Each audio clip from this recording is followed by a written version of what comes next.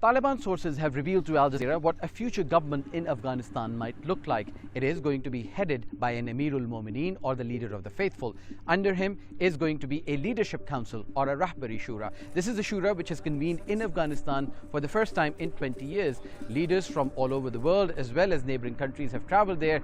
We know Mullah Baradar is in Kabul, Mullah Yaqub has traveled from Kandahar, and they are holding their consultative meetings on the future shape of the government. The key ministries include the Ministry of Defense, the Ministry of Interior Security, a special ministry for Kabul, a Ministry of Finance, Ministry of Public Affairs, as well as judicial system.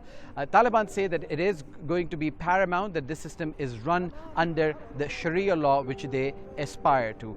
Sources have also told us that an interim government is also in the offing, and in that ministries are going to be given to other parties who have been fighting Taliban, or at least have been on the other side with the previous government.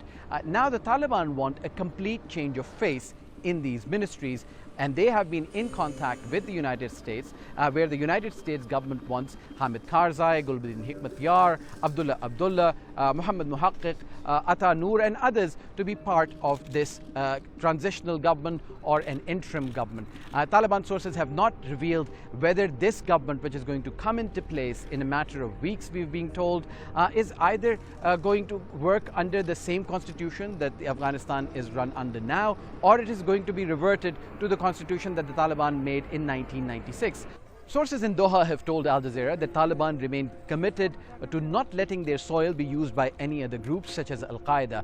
These statements have been made before, and they continue to reiterate these statements. But we've heard from the United States, the United Nations, NATO and other leaders saying that Taliban can make all these statements, but the proof is going to be in the pudding on what their actions are going to look like on the ground, not just in terms of what the formation of the government is going to look like, but what are going to be the basic principles and tenets of this government, as Taliban have said that they are going to continue to abide by international laws as well as rights for minorities and women and other groups under the ambit of Sharia. This is a Sharia which Taliban believes in, and it is still ambiguous on what is it going to look like on the ground when it is implemented.